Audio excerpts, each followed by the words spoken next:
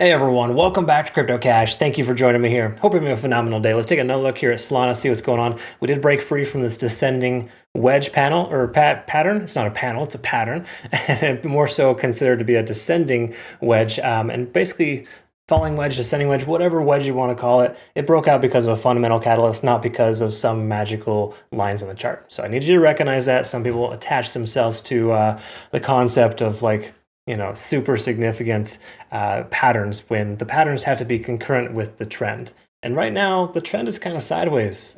Solana isn't quite sure if it wants to break out or break down effectively.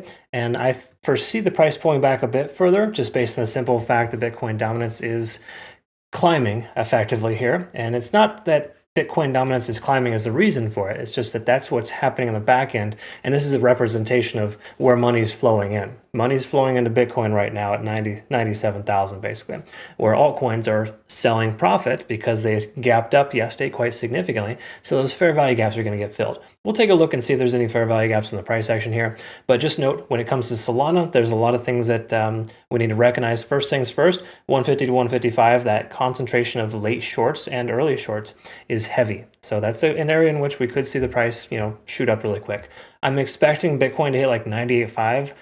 Just because of just how aggressive candle wicks are. That's right where we have that heavy concentration of liquidation. If you're not familiar with that, it is available on my playout chart here on Twitter, Telegram, and Discord. But you can see 98 to 98.5 is that chunk of change there where market makers are pretty good about sweeping those levels. So with a significant amount of increase in Bitcoin dominance, it leads me to believe we're going to see that. Now, how's that going to factor in for Solana? It's hard to say, but 150 to 155, I'd say would be a best case scenario for us. I don't think that's sustainable just yet, because I feel like Bitcoin has to break or run towards 100,000 to see 160s for Solana. 160 is that significant resistance for us. So just know we're a little ways away from that. All that being said, liquidation delta has shifted bullish. This is good. This isn't super significant. It's only 200 million, which is pretty small. That pales in comparison to like 12 hours, not 12 hours ago. That was like more like 24 hours ago. But yesterday, this time, we literally had 800 million in the red, where everybody was shorting their shirt off. Okay, so that makes sense because I was expecting Solana to pull back and it continued higher, mainly because fundamental catalyst, folks. And if you didn't catch that, just to clarify too, that fundamental catalyst was the fact that China confirms plans to begin trade negotiations with the US. And that's a positive fundamental catalyst, and it pumped the price action higher. So just note that I think continuation further up is less likely, less sustainable, unless Bitcoin really continues higher, or we start to see that shift in dynamic where Bitcoin dominance starts to pull back, and that's going to require altcoins to bottom out. And for right now, I don't think we've found our bottom just yet for Solana. We do have our local point of control here at about 150 to 151, that golden pocket. So once more, closing above 151, I think would be more so a bullish sign. That's what ultimately what we're looking for. Between now and then, I don't feel super confident taking it long. You shouldn't either. There's not like a lot of proof here that we've broke on our descending channel here on the daily and that we're back in good shape. If you're one of those folks that likes to take a long just because you think it's fun and that's okay.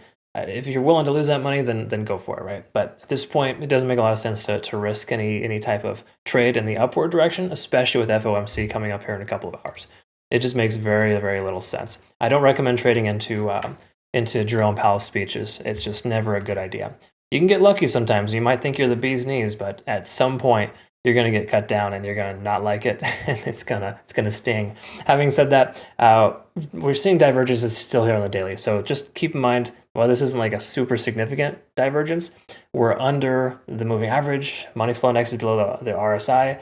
That really just implies we don't have a lot of sustainability. And look at the volume too, folks. This volume is drying up as we go down. So I don't really see that being a positive. Those are not signs you look for when taking a long with confidence. 4-hour time frame. Can recognize we're right here at about 50 on the RSI. That's good and bad. It's pretty much just break even. I don't really like trading when you're like in this little, not sure what you want to do kind of range. Stochastic is swinging down and MACD's trying to diverge. There's just not a lot of good stuff here. Keep in mind, oftentimes you will see a bullish backtest of descending trends. So hypothetically, the price continues, a little bit lower. We may see that pivot and that bounce off that 140, 145. But once more, if you do take a long right now, please understand that you'd be getting lucky if the price goes up from here. It's all there is to it. And once more, statistical probabilities is what we base our analysis off of. It shouldn't be based on how your heart feels or how squishy you feel about a coin. That means nothing. What means the most is that we have a larger statistical probability of the price going down because of all the factors I just shared with you, so why take a long into that? Anyways, I have to beat a dead horse sometimes in my videos because some folks are just so stubborn. They'll be like, I told you so later, when they shouldn't have taken the trade in the first place. So just know at the end of the day, it's not what you do that defines you, it's why you do what you do. And if you trade with the correct why, you're going to get the correct results, all right? Anyways, I got to find better analogies, but I hope you learned something today. Either way, thanks so much again for being an awesome part of my life. Make sure you hit that like button always, every single time. Helps grow the channel. We do have a low amount of likes per video, which is quite sad. Same thing goes with Twitter, Telegram, and Discord. I mean, I've been getting a few more likes lately, but not quite as much as like these other idiots that don't know what the hell they're talking about. Join us over at Bitunix too. Link down below, of course, between now and May 14th. Make sure you take advantage of this little deposit reward bonus. Phenomenal exchange, no KYC or VPN required. If you're using this exchange from my links from before, you're eligible for this automatically. Just go ahead and click on it and go for there. All right. Anyways, if you have any questions, reach out. I'm no stranger, or don't be a stranger, rather. I'm available on Discord as well. All right. We'll look forward to seeing the next one. Have a good rest of your day. Take care.